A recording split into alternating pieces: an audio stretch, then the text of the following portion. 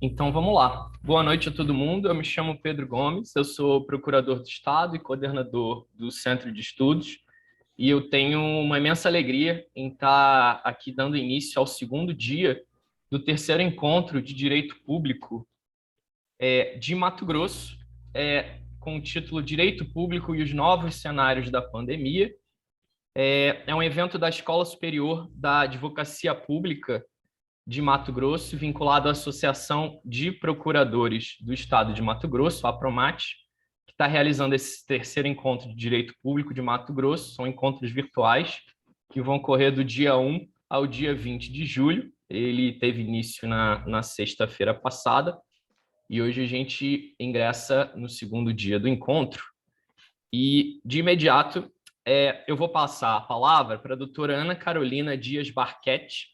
A doutora Ana é advogada, é conselheira federal pelo Estado de Mato Grosso, presidente da Comissão Nacional de Direito Ambiental do Conselho Federal da Ordem dos Advogados do Brasil. Professora Ana, é contigo. Obrigado.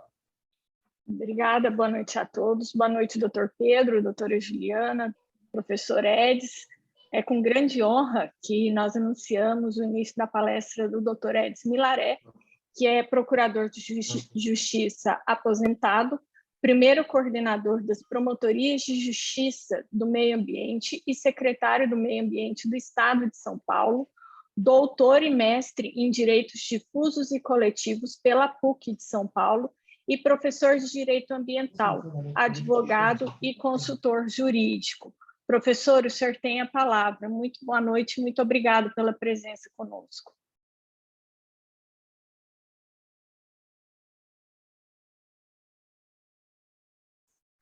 Professor, o som agora está mudo. Precisa...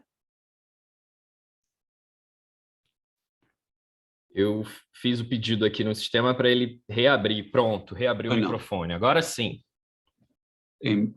Boa noite a todos. Em primeiro lugar, agradecendo, muito sensibilizado, esta oportunidade ímpar de estar aí com os senhores nesse evento, embora virtual, com certeza tem uma grande repercussão, até por conta de ser virtual também, não é? E cumprimento a todos os senhores que nos honram aí com a sua participação, doutor Pedro Gomes, procurador Pedro Gomes, um cumprimento especial à procuradora Juliana Andrade, né? Lanes Andrade, que é diretora da Escola Superior da Advocacia Pública do Estado, que me convidou especificamente, fez o convite para que eu estivesse presente nesse evento e reconheço aqui, vamos dizer assim, que é para mim um momento singular porque eu tenho um apreço muito especial, alguns amigos nesse pujante estado e é uma alegria voltar, então, ainda que virtualmente, a contactá-los. Quando a doutora Juliana me convidou, ela disse que o tema ficava à minha livre escolha, não é? E eu optei por falar por alguma coisa que eu venho ultimamente me batendo muito, que é a questão ligada à necessidade de um código ambiental brasileiro, né? E não sei se está bem na linha do foco que os senhores estão discutindo, mas muito me honra poder falar a respeito desse tema num estado, como eu disse, não só pujante pela sua produção, pela agropecuária que envaidece esse nosso país, né? Mas um estado muito rico em termos de valores ambientais, de um patrimônio ambiental invejável. Então, esse é o tema que eu vou procurar de forma extremamente singela, levar aos senhores para que possamos, então, debatê-lo e ver de que forma podemos contribuir para esse desiderato que sempre foi uma luta que eu procurei encetar desde muitos anos atrás. Em primeiro lugar, eu queria traçar aí algumas palavras iniciais a respeito de um assunto que incomoda a todos nós, que é a questão da crise ambiental global, né? Eu não sei se tenho condições, com a ajuda de alguém aí, de podermos, então, introduzir o tema, né, em que eu procuro enfocar e dizer que eu não conheço, realmente eu não conheço um tema que tanto preocupe o homem de hoje do que este que estamos aqui a falar, ou seja, questão ligada à proteção ambiental, né? Então, por gentileza, a próxima transparência, por favor, né? Em que eu digo que se o tema é importante, na verdade, ele até nos preocupa e até incomoda, exatamente porque nós não podemos mais falar em desenvolvimento econômico, na proteção da própria vida, sem falar numa administração inteligente e racional do nosso patrimônio ambiental. E quando se fala em fazer gestão adequada, inteligente do patrimônio ambiental, a pergunta que de pronto cabe discutir é exatamente se nós estamos dedicando uma proteção adequada a esse invejável patrimônio ambiental de que dispomos. Infelizmente, a resposta em nível global é que não. Infelizmente, não, porque nós vivenciamos uma verdadeira crise global em matéria de tutela ambiental. E eu trago aqui como indicadores desta crise global aquele famoso relatório, que é o chamado Relatório Planeta Vivo 2020, não é? Que hoje é entregue ao conhecimento do grande público pela WWF, que é uma grande ONG global, né? Antigamente, o próprio PNUD, que é o Programa das Nações Unidas, Programa das Nações Unidas para o Desenvolvimento da ONU, também copatrocinava este relatório, hoje sob os auspícios apenas da WWF, e é um relatório que é apresentado a cada 2 anos. O último que foi apresentado foi este de 2020, em outubro de 2020, porque ele é normalmente lançado exatamente no mês de outubro.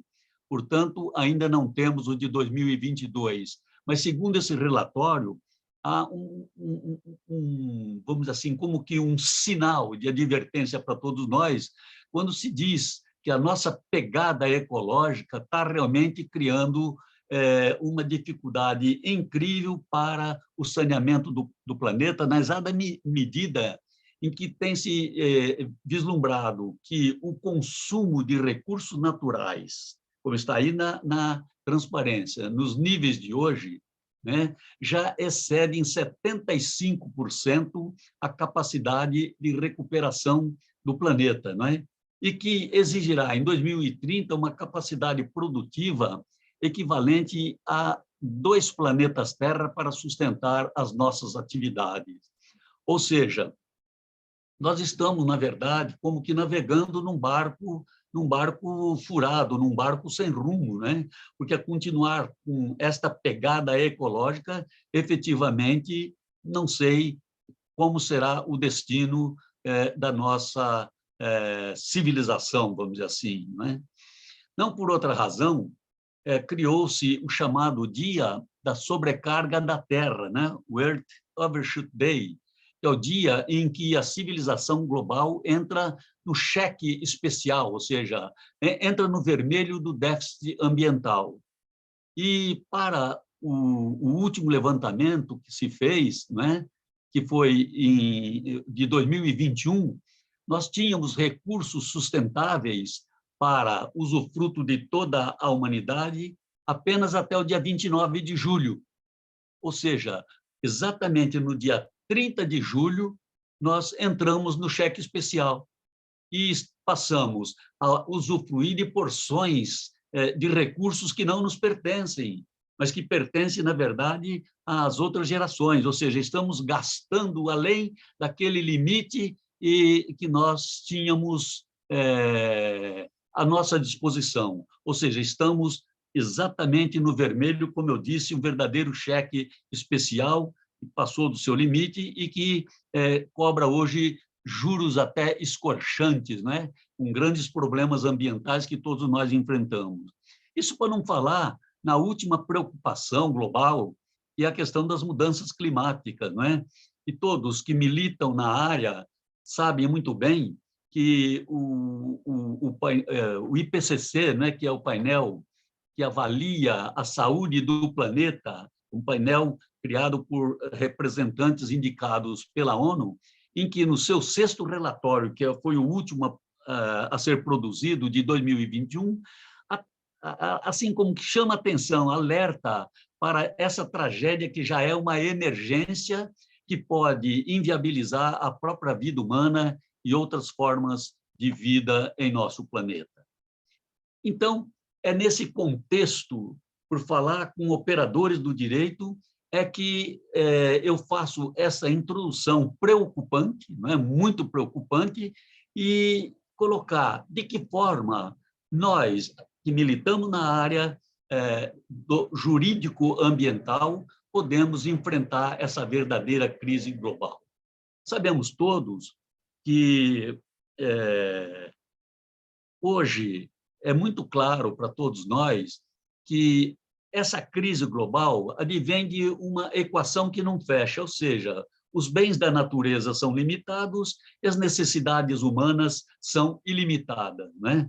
E é claro que quando eu tenho necessidades que superam em muito a disponibilidade de bens, a apropriação dos parcos recursos da natureza, via de regra, se dá através de uma apropriação nem sempre muito adequada, com o mais forte sempre se impondo ao mais fraco. E é exatamente por conta dessa equação que não fecha é que passou a ser muito importante a lei para tentar se superar essa crise. E não por outra, já observamos ainda recentemente, na própria encíclica Laudato Si do Papa Francisco, né, em que se coloca da necessidade de dotarmos o mundo civilizado ou um mundo de meios jurídicos adequados, de um sistema jurídico adequado para o enfrentamento dessa crise ambiental. Em linha, aliás, com que os princípios 11 e 13 da Conferência do Rio já diziam, ou seja, que nós precisaríamos urgentemente editar leis eficazes para a proteção das vítimas da poluição e para a proteção para a superação da danosidade ambiental. A Agenda 21, por outro lado, também um documento que emanou lá da Conferência da Rio 92, também estabelecia a necessidade da edição de leis eficazes para a defesa do meio ambiente. E a última conferência que nós assistimos em nível global foi a Conferência Estocolmo mais 50, né, realizada ainda neste ano, né, com a organização novamente da Suécia e do Quênia, onde em 2 mandamentos ou em 2 recomendações se fala da imperiosidade de que tenhamos todos, em nível global e em nível local, leis eficazes para a proteção do meio ambiente.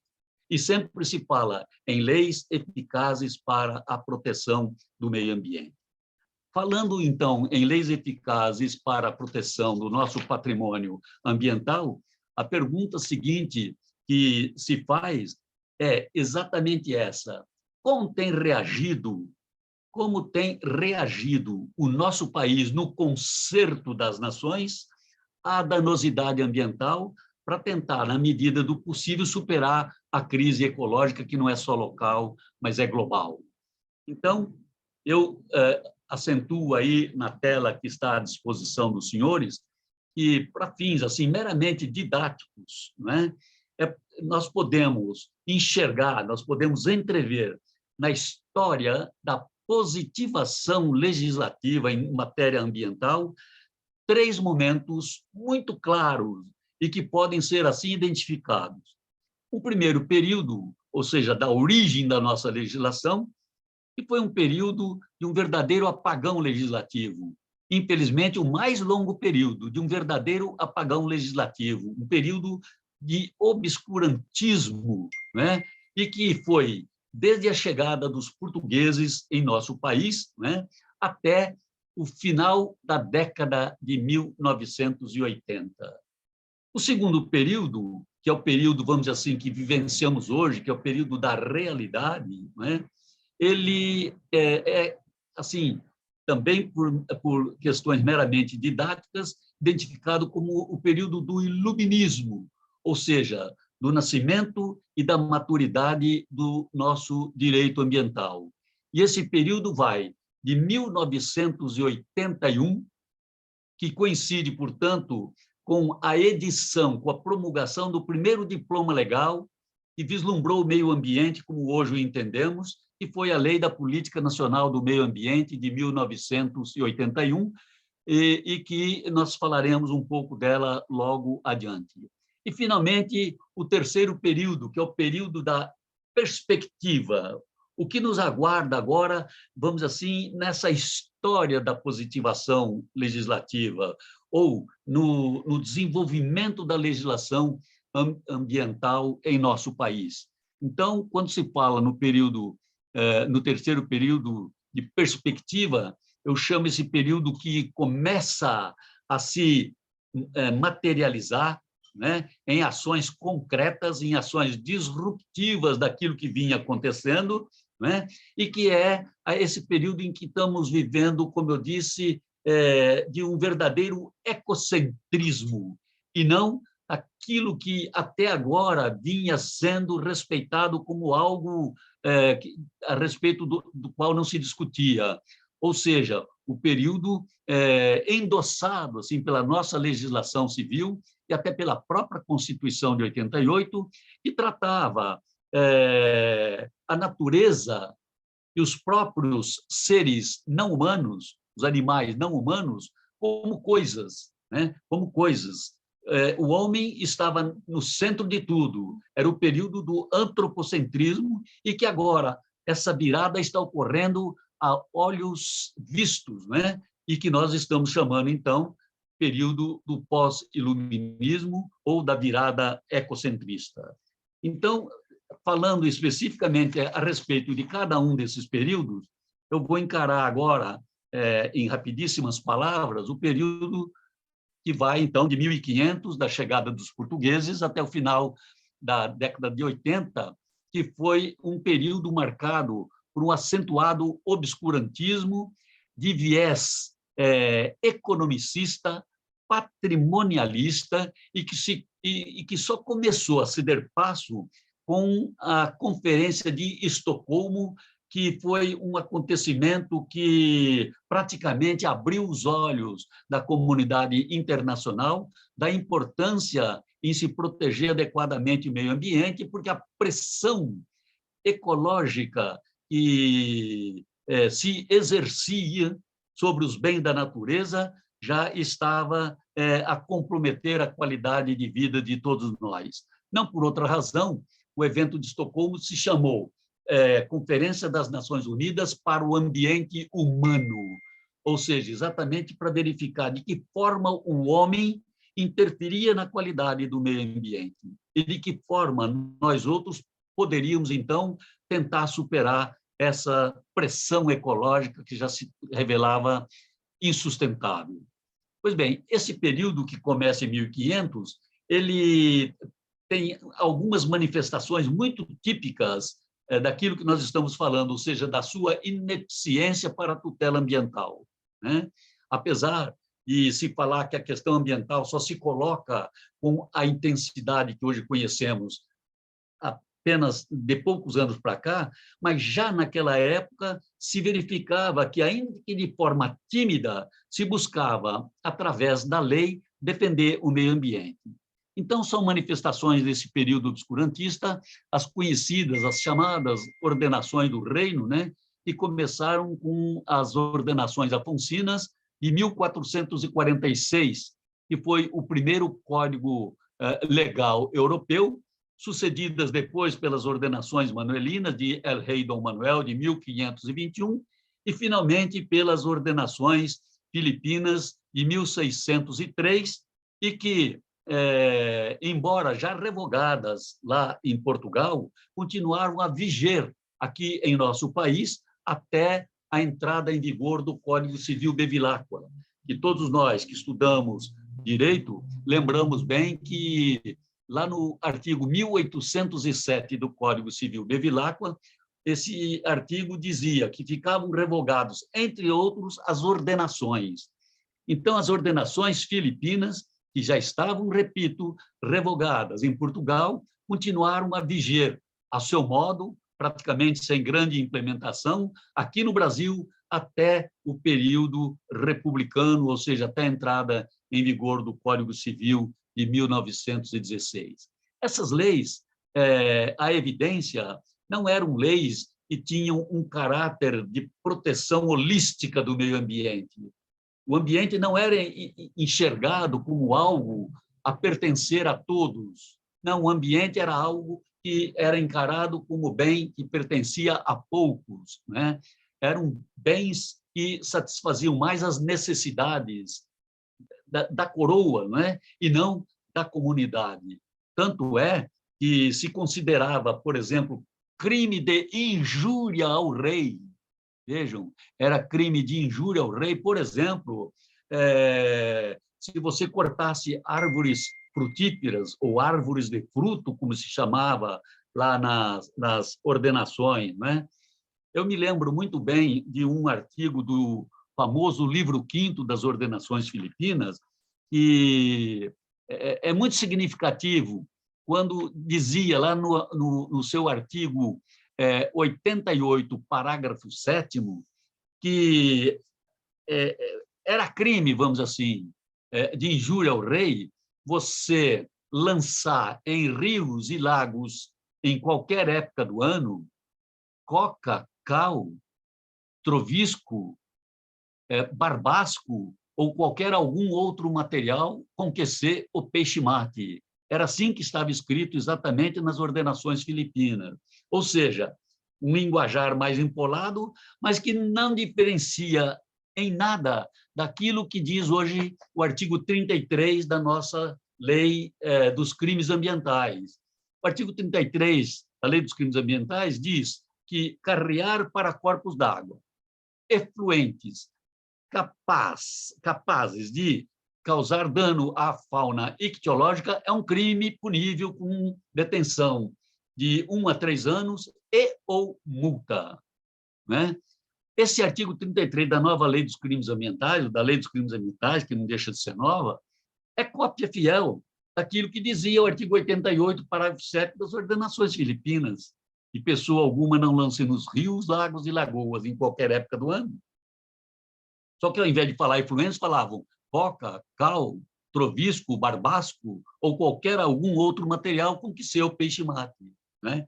Então, essas ordenações tiveram disposições extremamente importantes, mas que não faziam a tutela ambiental como hoje se procura fazer, se procura incutir na mente de todos aqueles que precisam colaborar na salvaguarda do nosso planeta.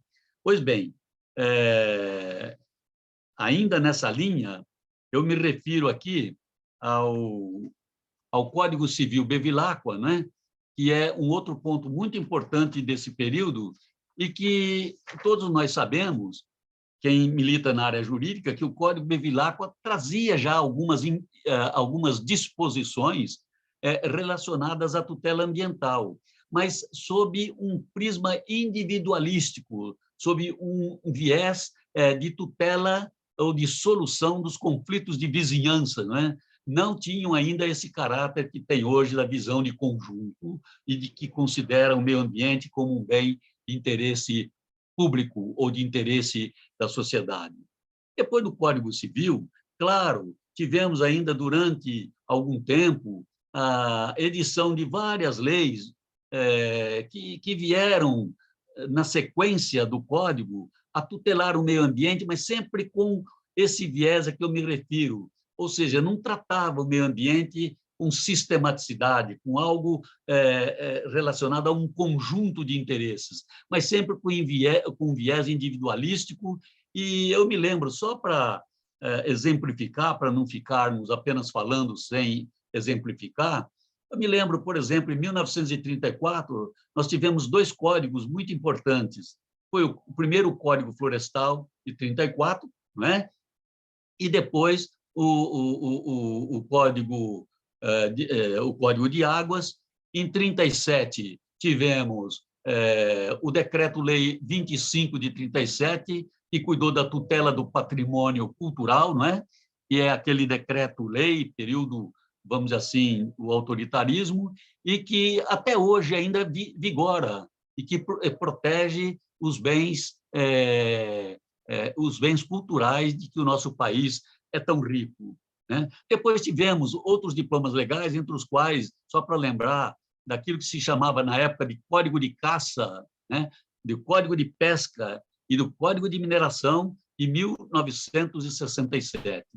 Então, nessa linha cronológica da evolução, o que se percebe é que sempre a legislação brasileira buscava resolver problemas circunstanciais, problemas que afligiam um determinado segmento, um determinado interesse da sociedade, sem essa visão de sistematicidade, de organicidade ou de conjunto.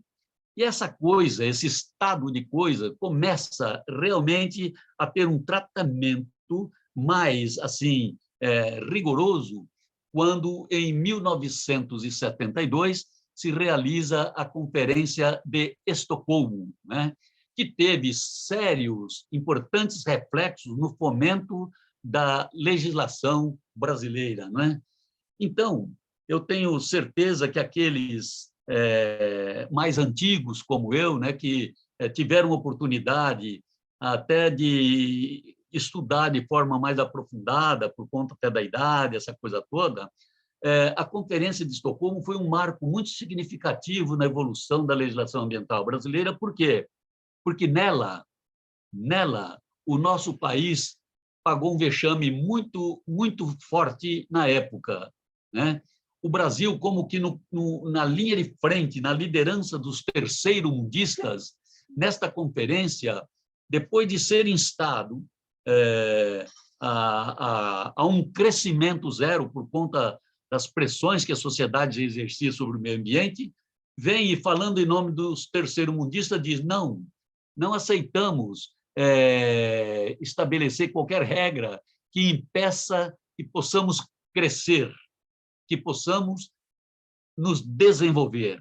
Vocês, países do primeiro mundo, né, vocês cresceram e se desenvolveram por conta da utilização dos seus recursos naturais, né? E agora querem nos impor regras que vão impedir que possamos crescer e nos desenvolver. Ou seja, vocês querem continuar ricos e querem que nós continuemos sempre e sempre pobres. E aí proclama o Brasil: vinde a nós a poluição, porque é melhor a industrialização suja do que a pobreza limpa. Vinde a nós a poluição. E, por conta disso, depois de 1972, o que se experimentou foi um verdadeiro saque aos nossos recursos naturais, por conta, não só naturais, nossos recursos ambientais, que é bem mais do que apenas recursos naturais. Porque indústrias, aquilo que se chama na gíria ambientalista, os caras sujas, começaram a vir para o país, porque nós dizíamos: vinde a nós a poluição. Então, indústrias que tinham dificuldade nos seus países de origem de continuar operando, começaram a aportar aqui no nosso país e a complicar, vamos dizer assim, a situação da poluição do nosso país. E a resposta brasileira não tardou a se efetivar. Foi quando, exatamente um ano depois, eu anoto aí, criou-se a SEMA, no âmbito do Ministério do Interior, por meio do Decreto 73.030, de 1973. Ou seja, SEMA, que foi a Secretaria Especial do Meio Ambiente, desde o seu nascimento até quando ela foi substituída pelo Ministério do Meio Ambiente, ela foi gerida, ela foi capitaneada pelo grande guru ambientalista, professor Paulo Nogueira Neto, há pouco tempo falecido, né? Então, esta conferência representou exatamente uma tomada de consciência. O país, ele, como resposta ao que disse em Estocolmo, ele cria uma estrutura administrativa de gestão e proteção ambiental, né, para criar, assim como que uma consciência firme de defesa ambiental. E sempre, como eu disse, não faz mal repetir, esse representante brasileiro, Paulo Nogueira Neto, foi quem a governou durante todo o período e, sob a sua batuta, sob o seu comando, ele conseguiu, Paulo Nogueira Neto, fazer com que ingressássemos num período diferente, né? Que é o período que segue a esse período obscurantista, que é o período iluminista, né? Que começa em 1981, com a aprovação da Lei 6938 de 81, que é a Lei da Política Nacional do Meio Ambiente, e que trouxe consigo uma primeira preocupação com o trato unificado e global das questões ambientais, dentro do contexto de uma política nacional e estabelecimento de um sistema para a sua implementação.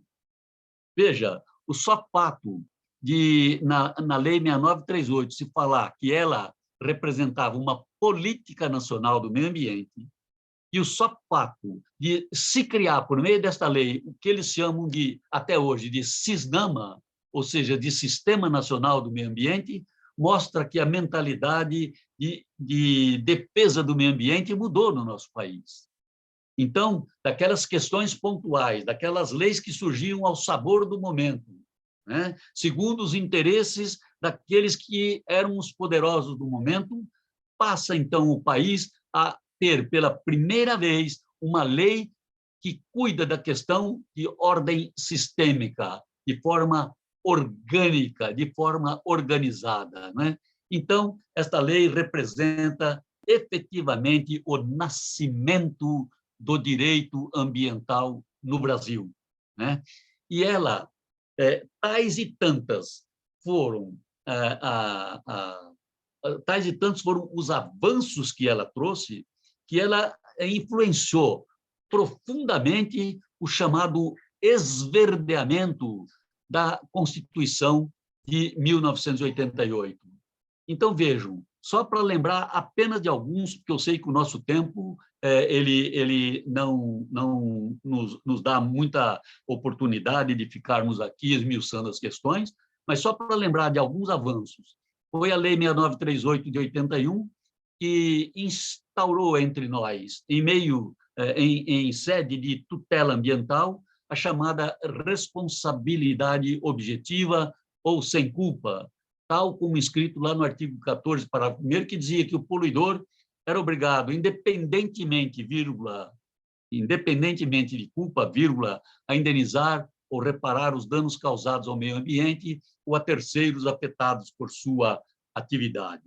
Foi esta lei que também, neste artigo 14, parágrafo 1º, legitimou a instituição ministerial, né, o Ministério Público, para a tomada de medidas, não só na esfera penal, mas na esfera reparatória, ou seja, na esfera civil, né, medidas em favor do meio ambiente, né? Foi esta lei que, como eu disse e repito mais uma vez, criou um sistema formado pela conjugação do trabalho de órgãos dos 3 níveis de poder, não é? É o chamado SISNAMA, para um trabalho orgânico em favor da defesa ambiental, de forma a que não houvesse sobreposições de atuações, mas que nós tivéssemos efetivamente um trato adequado e consequente em termos de defesa ambiental.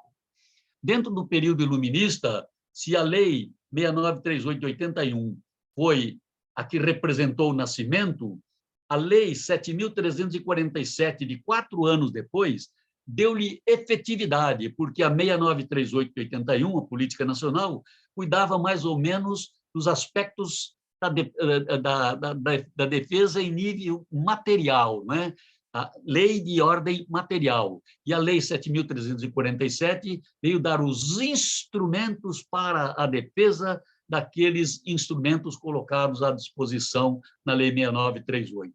E todos sabem que a Lei 7.347 de 85, conhecida também como Lei dos Interesses Difusos ou Lei da Ação Civil Pública, ela efetivamente, por meio de alguns instrumentos, possibilitou que a questão ambiental definitivamente se tornasse uma questão de justiça, chamasse o Poder Judiciário para que também ele encarasse a defesa do meio ambiente como coisa sua.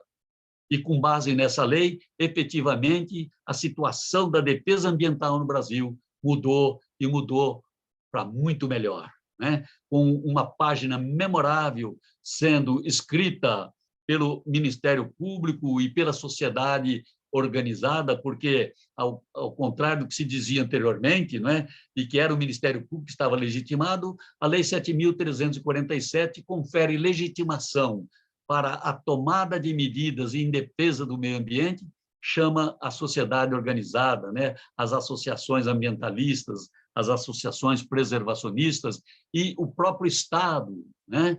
Através das suas outras pessoas jurídicas que o compõem para essa defesa, que é uma verdadeira cruzada de todos nós.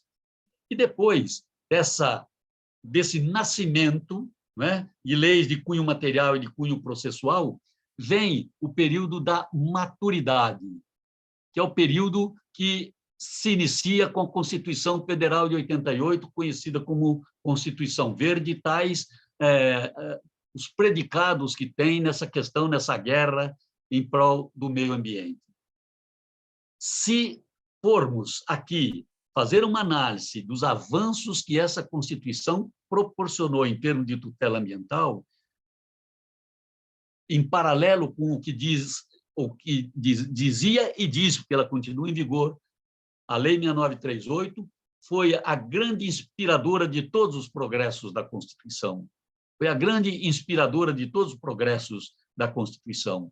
Então, é por isso que nós catalogamos sempre a 6938 como o nascimento do direito ambiental e a Constituição de 88 como o amadurecimento e o momento em que o direito ambiental brasileiro se torna um direito adulto, com princípios próprios, com implementação adequada. Enfim, nós temos, sinceramente falando, que nos orgulhar daquilo que muitos dizem, que a nossa legislação ambiental, o nosso sistema jurídico é um dos mais avançados do mundo, e isso eu não tenho dúvida de dizer que é uma grande realidade. E, por fim, como que a fechar o cerco desse, contra o poluidor e a ilustrar bem o período iluminista, nós tivemos a Lei dos Crimes Ambientais, que foi a Lei 9.605, de 1998, né? Que também, dentre tantos outros méritos, teve o condão de definitivamente propiciar que no banco dos réus nós mandássemos sentar o verdadeiro delinquente ambiental. Se é que se pode falar, neste caso, em delinquente ambiental, mas apenas para reforço de expressão é que eu estou dizendo dessa maneira. Porque, via de regra, quem comete crime ambiental não é o cidadão individualmente considerado, pelo menos quem comete os crimes mais gravosos, não é?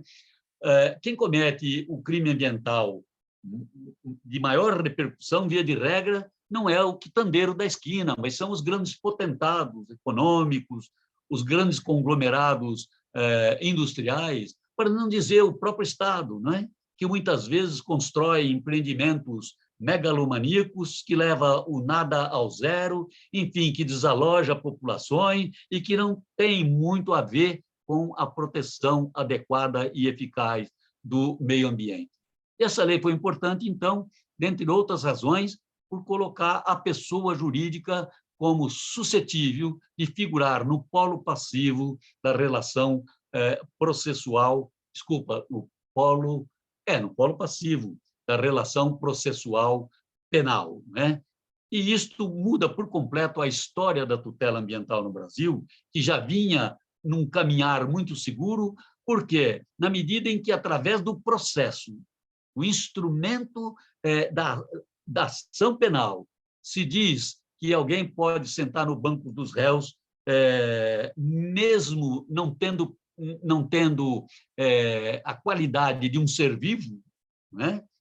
Então, é uma coisa que produz resultados incríveis no país, na medida em que você responsabiliza não só a pessoa jurídica, mas também a pessoa física que tenha se comportado de forma inadequada na condução da gestão do seu complexo industrial.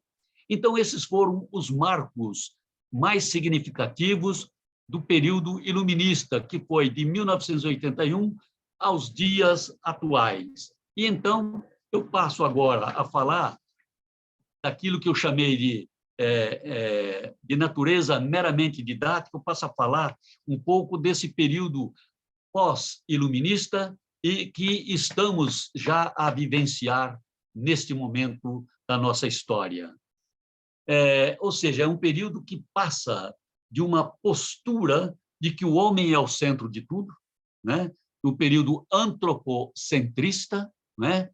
Ou de coisificação da natureza, ainda em voga, segundo os princípios do nosso Código Civil e da própria Constituição Federal. Se você analisar a Constituição Federal do jeito que está posta, ela é uma lei constitucional de viés antropocentrista, em que o homem ocupa sempre o centro de tudo e os demais seres ou valores têm um significado secundário, né, de verdadeiras coisas. Então, se passa, segundo esse período, dessa postura do homem no centro de tudo para uma nova ordem de matiz ecocêntrico, ou seja, a natureza no centro, juntamente com o homem, bem em linha com aquilo que dizia São Francisco, né, que chamava a natureza, os elementos integrantes da natureza, de irmão, né, a irmã Lua, irmão Sol,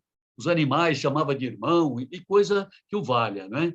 Então, esses bens ou valores passam a ter um valor intrínseco, per se, né? De respeito, portanto, a esses seres não humanos ou a natureza propriamente dita. O que se busca nessa nova fase é atribuir personalidade jurídica com o estabelecimento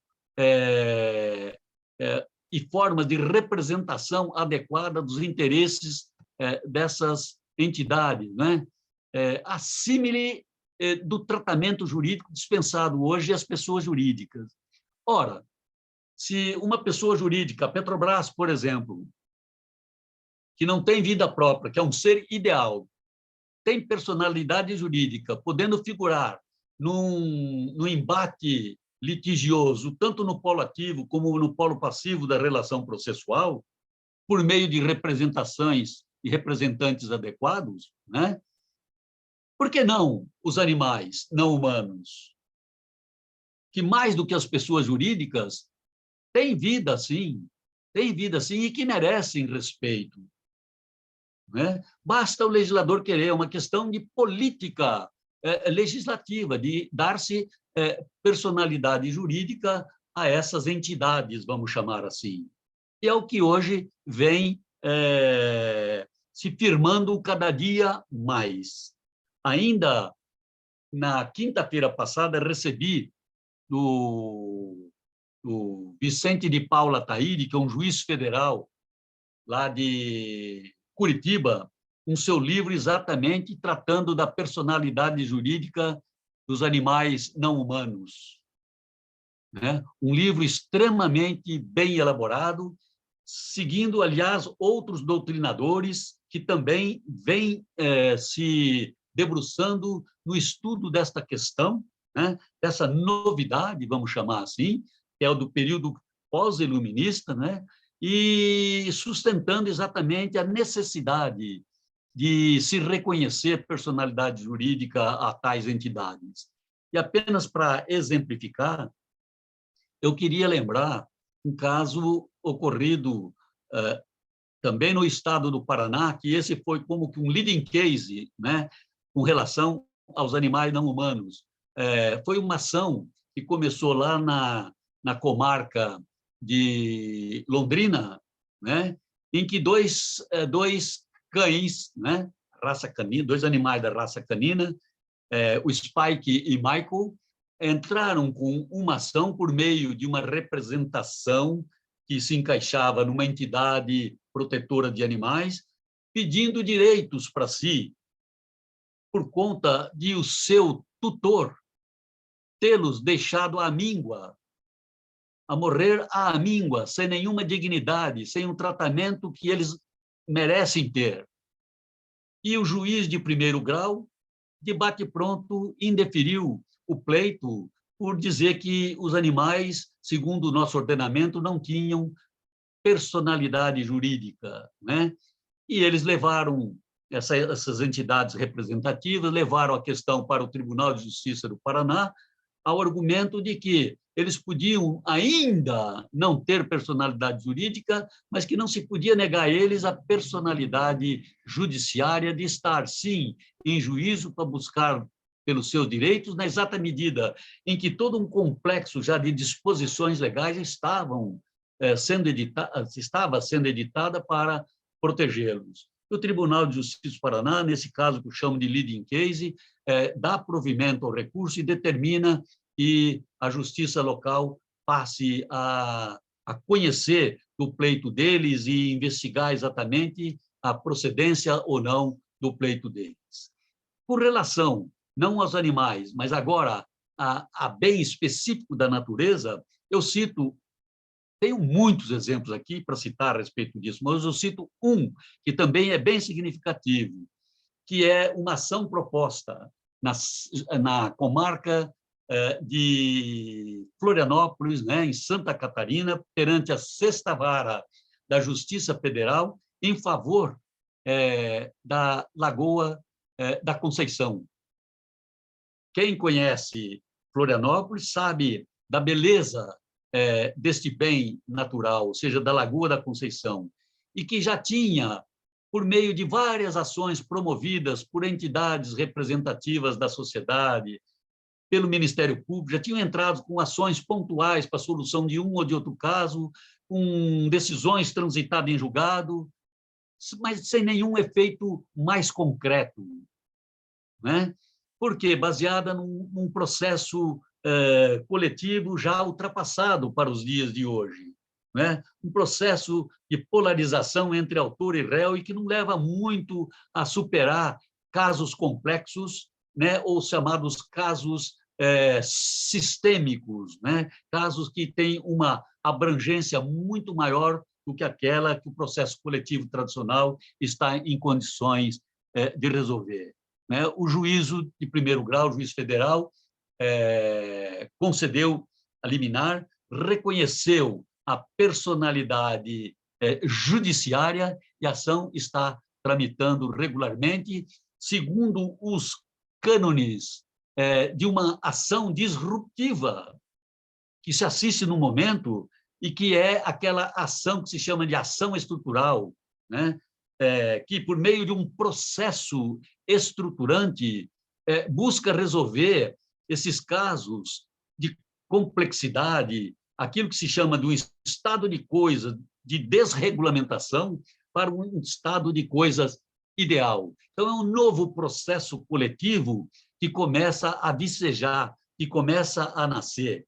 E quantos casos, eu particularmente, que milito no dia a dia na seara ambiental, não estou assistindo que, por meio desse processo estruturante, que a doutrina brasileira hoje já começa a encarar com seriedade.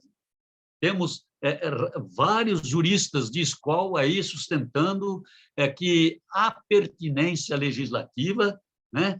Que não se está criando medidas de ativismo, porque, bem analisados, uma série de princípios do nosso Código de Processo Civil de 2015, pode-se chegar à conclusão de que o processo estruturante tem fundamentação jurídica, né?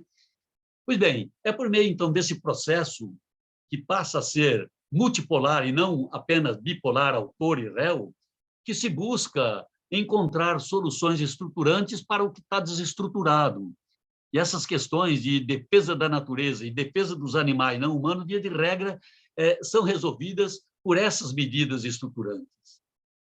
Outro caso importantíssimo que entrou acho que eu não lembro se é oitava vara ou nona, acho que é nona vara federal da circunscrição lá do Distrito Federal, na Justiça Federal do Distrito Federal, a ação daquela entidade Conectas em face do BNDES, né?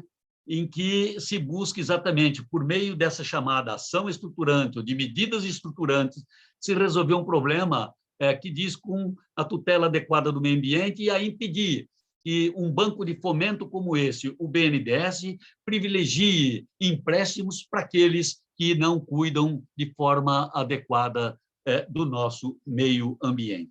Então, é por meio dessas ações ou dessas medidas disruptivas, né, que mudam o curso do processo até então vigorante, que nós estamos falando no pós-iluminismo de uma nova era da tutela jurisdicional, de outros valores que não apenas e exclusivamente a tutela do ser humano em face das inconsequentes agressões que se fazem diuturnamente ao nosso patrimônio ambiental.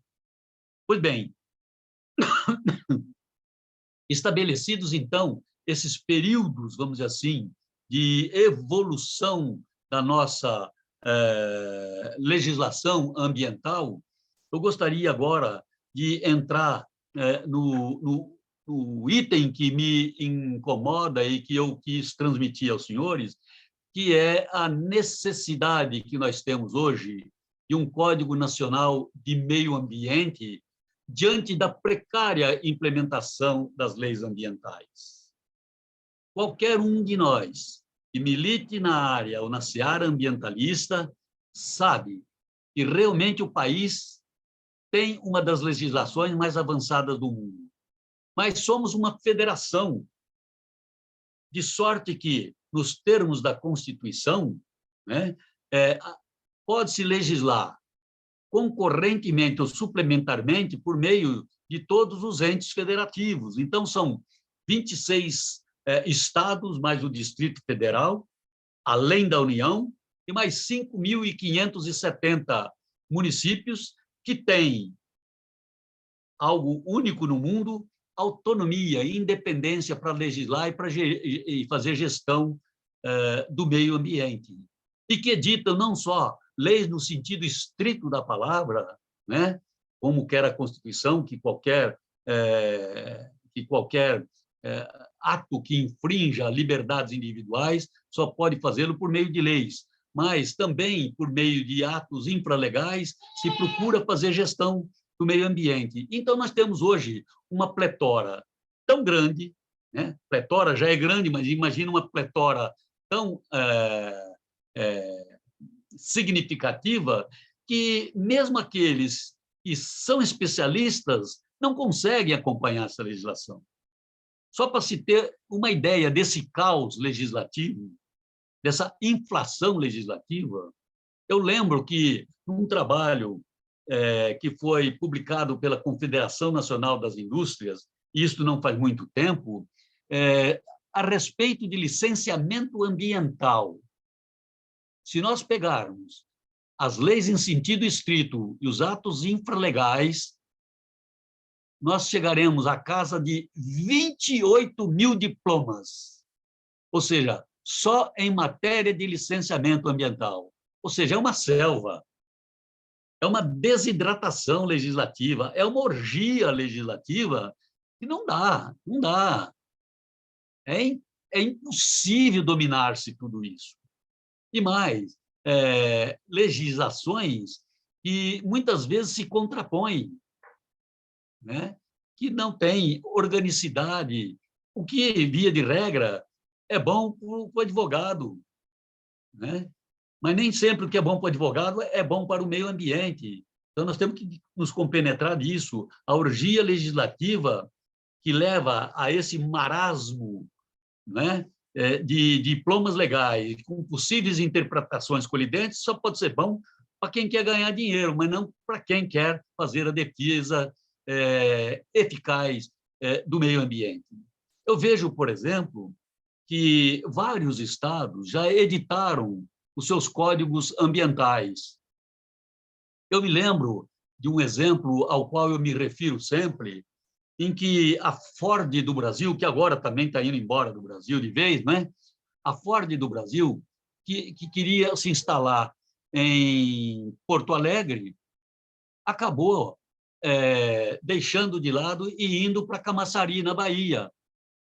E, na época, a explicação que se deu, não sei se foi a mais correta, mas, para a época, o que se falou é que a Ford saía do estado do Rio Grande do Sul, porque no estado do Rio Grande do Sul, o ato que viabiliza a implementação de uma atividade, ainda que agressora ao meio ambiente, é chamado de autorização. Enquanto, na Bahia, o ato que viabiliza essa mesma atividade se chama licença ambiental. E todos nós sabemos muito bem que autorização e licença são termos que, para o leigo, pode parecer a mesma coisa, mas que, segundo a técnica jurídica, não são coisas idênticas. Então, os atos autorizativos podem ser revogados pelo poderoso do momento, sem que necessariamente, a não ser em casos especialíssimos, haja a necessidade de indenização. Então, é claro que a Ford, entre ficar na mão do poderoso do momento e para um estado onde se diz que o ato, uma vez conferida a licença, ela tem garantia, né, de continuidade, e uma vez violado esse ato, ela enseja indenização, ela acabou indo para outro estado. Então, são códigos diferentes que cuidam de situações de forma diferente, sob enfoques diferentes, e que criam, talvez até sem querer, a chamada guerra fiscal. E assim ocorre com municípios também, que fragilizam ou que flexibilizam as suas leis para atrair investimentos, não importa se agressivos ao meio ambiente. Então, esta é uma situação ou um estado de coisas ilegal, um estado de coisas inconstitucional, porque a proteção ambiental merece todo o apoio do aparato legislativo constitucional. É preciso, então, pôr um pouco de ordem nesta aparente desordem que vivenciamos hoje. Né? Não adianta ter boas leis, mas dentro do emaranhado em que elas também se perdem. Nem Montesquieu escapou dessa preocupação. Montesquieu disse, já na época em que viveu, que quando ele ia a um país, ele não olhava se nesse país existiam boas ou más leis. Boas leis todos têm, mas ele dizia, o que eu olho é se aquelas que são boas são aplicadas. Né? E o que eu vejo aqui no Brasil, como militante, como eu disse, do dia a dia nessa área, é que nós temos realmente ótimas leis, mas uma péssima implementação. Só para ter uma ideia, quem não vivencia a área, nós, ainda hoje, apesar de todo o aparato legislativo que aí está, inclusive de uma lei complementar à Constituição, que é a Lei 140 de 2011, e que trata da questão do licenciamento ambiental, do federalismo cooperativo ecológico, apesar de todo esse manancial, hoje, no meu escritório, um dos assuntos que mais nos preocupa ainda é discutir, para cada caso que tem um mínimo de complexidade, quem é a autoridade licenciadora.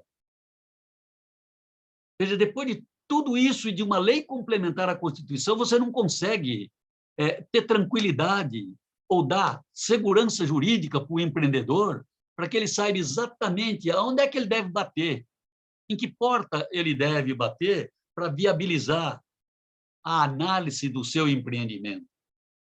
Então, são situações como estas que levam-me já há muito tempo a defender e a advogar a necessidade de um código ambiental na sua verdadeira acepção. Com o devido respeito, afasto desde logo uma ala que diz que talvez fosse melhor uma consolidação das leis, tal, né? Eu não imagino uma consolidação, por melhor que ela seja, porque seria uma consolidação, um livro de tamanha dimensão que poucos conseguiriam perlustrar e aplicar.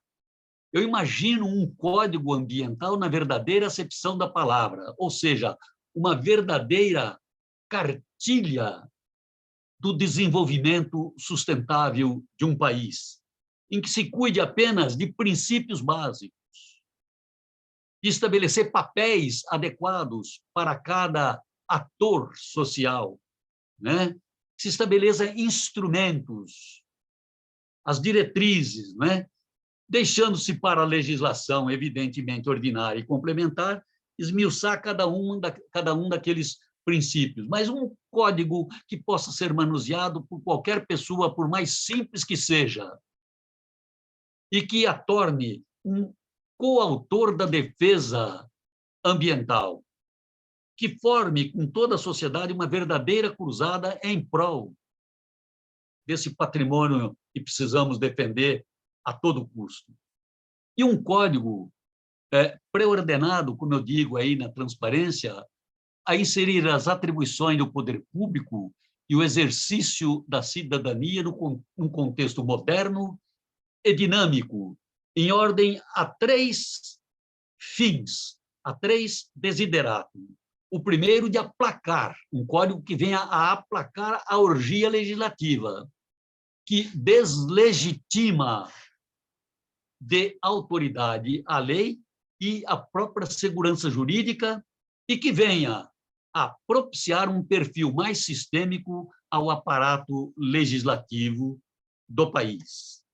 Um código que, na verdade, consiga orientar a legislação dos estados, do Distrito Federal e dos municípios, visando estabelecer um patamar mínimo de proteção, né?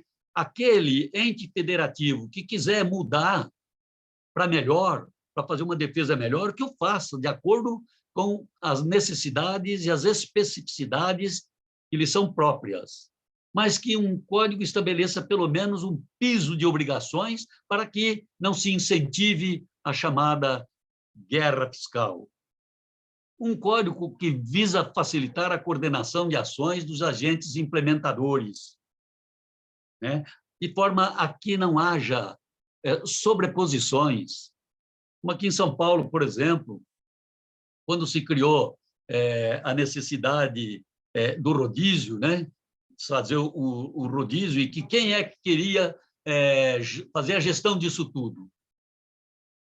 Inicialmente, o órgão ambiental estadual, a CETESB, mas começou a haver uma briga com o IBAMA, porque o IBAMA entendia que era ele que devia fazer a administração daquela situação, né? Então, vejam, nós já temos dificuldade de capacitações, né, dos órgãos de gestão ambiental. Pior ainda quando se estabelece esse conflito. Então, um código dirima esse tipo de conflito e facilite a coordenação de ações, para dizer quem é que vai implementar, não é? Direcionando o que cabe a cada um, o que cabe à entidade chapa branca e o que cabe ao cidadão particularmente considerado.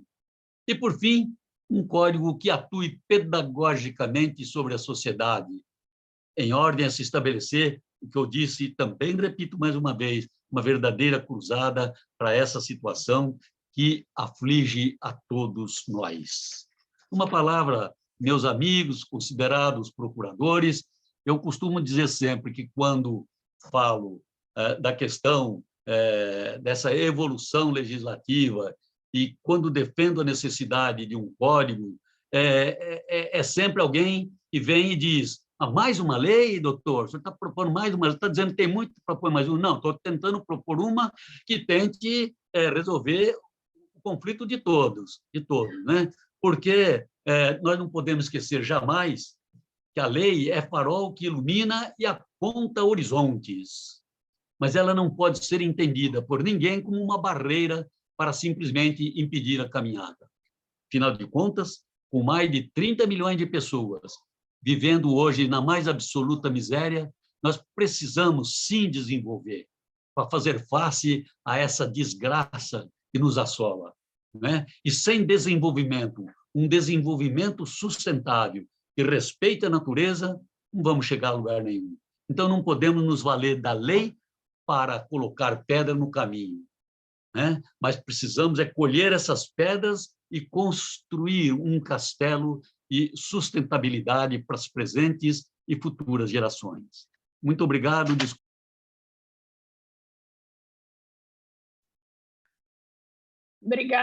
Obrigada, professor. Excelentes palavras, muito elucidativa a vossa explicação. Eu queria só comunicá-lo de mensagens que vieram aqui no site. O doutor Igor Veiga parabeniza pela aula. A doutora Gláucia Amaral, ela diz que fica muito feliz de ver um jurista tão renomado tratando da questão dos animais não humanos, porque é uma causa também que ela abraça aqui dentro do Estado. E nesse sentido, professor, o senhor colocou essa questão do pós-iluminismo que vai vir, né? Coincidentemente, eu estava no Fórum de Lisboa até ontem, e em todas as palestras, a preocupação ambiental na Europa, ela vem à tona. Principalmente porque eles hoje passam por uma guerra muito próxima a eles, e a matriz energética deles está muito ameaçada com essa guerra. Há, inclusive, uma projeção que talvez essa guerra avance para outros lugares, o que comprometeria muito mais as questões ambientais do continente europeu. Mas dentro da perspectiva brasileira de que o país não tem uma escassez de normas em questão ambiental, e que o que cada vez mais se apresenta para nós, operadores do direito e empreendedores, é um problema de gestão. Até que ponto o senhor acredita que um código de meio ambiente pode auxiliar nessa gestão ambiental no Brasil? Está sem som, professor.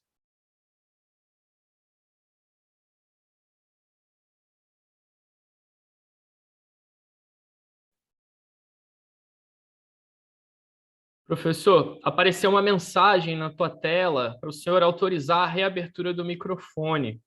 Se o senhor puder... Aí foi. Desculpa, viu, professor Pedro? Desculpa. A professora Ana Carolina toca num assunto muito importante. A senhora teve a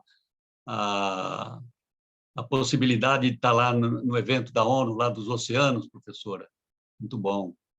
Eu tive a oportunidade também, há 10 dias atrás, de participar de um encontro lá da Universidade de Lisboa, não é? E um pouco antes desse evento, qual a senhora participou, não é? E pude observar essas preocupações que a senhora, muito rapidamente, fez referência a eles. Então, professora, veja, nós temos alguns exemplos, como o da França, como da Itália, para dizer apenas de alguns países que têm os seus códigos, né?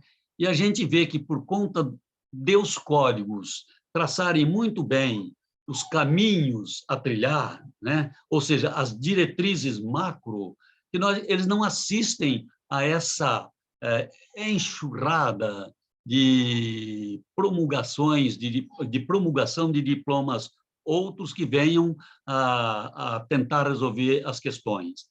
O que me parece que o código, na exata medida daquilo que eu considerei, ele é como que um freio a essa orgia, porque você tem já os parâmetros bem delineados, daquilo que se pode ou daquilo que não se deve fazer.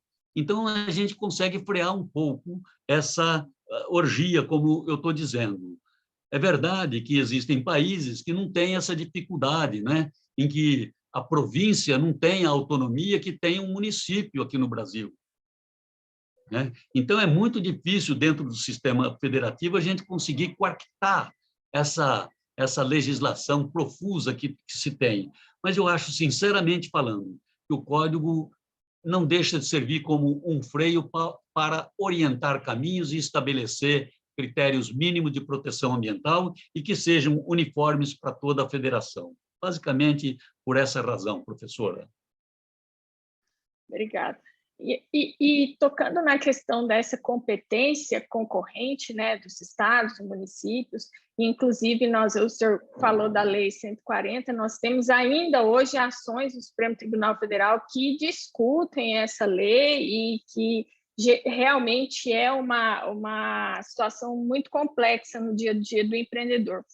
Sendo essa regulação ambiental concorrente e com o entendimento jurisprudencial consolidado no pilar do não retrocesso ambiental, como que o senhor entende que seria recepcionada uma lei geral pelos tribunais superiores? Professora, eu ainda tive a oportunidade de ler, ainda hoje, um acórdão relatado pelo ministro Roberto Barroso, que tocou exatamente nessa questão. Se eu não me engano, eu não lembro bem com certeza, mas é um caso, se eu não me engano, não, é um caso do estado do Ceará, se eu não me engano, a DIN 5.142, uma coisa assim, né? Em que ele discute exatamente a questão de o município, já está falando em legislação concorrente, e o município poder não só legislar, mas como fazer a gestão dos recursos ambientais, não é? E ele deixa lá muito claro, e numa linha que, coincidentemente, eu sempre tive, com muita humildade, me batido, que reconheço, sinceramente reconheço, que na prática é muito complicado num município de pequeno porte, sem grandes recursos, né? Se dizer que ele tem capacidade não só de legislar, mas como de fazer gestão, concretamente falando, do meio ambiente, né? Acho isso muito difícil. Sabemos que no município, embora eles estejam mais próximos do problema, em melhores condições de dar uma solução mais imediata, mas também que eles não têm a devida qualificação. Mas a pergunta que eu costumo também fazer quando me fazem esse questionamento é dizer, olha, foi uma política do Constituinte. Ele resolveu dizer lá no artigo primeiro, seria primeiro, não lembro se é primeiro ou segundo, e 18 caput, né, resolveu dizer que o município é uma entidade autônoma. Ora, se a Constituição resolveu dar-lhe autonomia, não pode ficar pedindo a bengala emprestada para o Estado, que vai dizer para ele o que ele pode ou não pode fazer. Desde que ele cumpra a Constituição, ele esteja discutindo, ele esteja aplicando a lei local para a solução de problemas de interesse que lhes são peculiares, não há o que discutir. Sou contra essa história de o município pode fazer licenciamento ambiental, por exemplo, se ele tiver, como é no caso de São Paulo, que isso é praticado, se ele tiver um convênio com o Estado que estabeleça em que ele pode atuar. Que é isso? Me parece que isso é um contrassenso, isso é violar a regra clara da Constituição. Se ele é autônomo, para aquelas questões de interesse predominantes locais, ele não tem que ter o adjutório de ninguém. A competência emana da Constituição e não de um convênio que o órgão estadual venha a fazer com ele. Então, essa questão é extremamente sensível, né, procuradora Ana Carolina? Eu lamento que, na prática, a gente vê muitas vezes o município como um incapacitado de fazer uma boa gestão. Mas é de se perguntar também, então, por que o legislador constitucional lhe deu autonomia, né? Então, acho que essas coisas têm que ser sopesadas. E além de não conseguir fazer uma boa gestão por vários fatores, o orçamento dos municípios acaba sendo muito pequeno, né, para assumir uma atividade de tamanha importância para a população. Apesar de que os municípios conhecem muito bem a sua realidade, se tivesse estrutura e uma destinação orçamentária, eu acredito que seria de grande valor, né? Sim. A validação desses investimentos.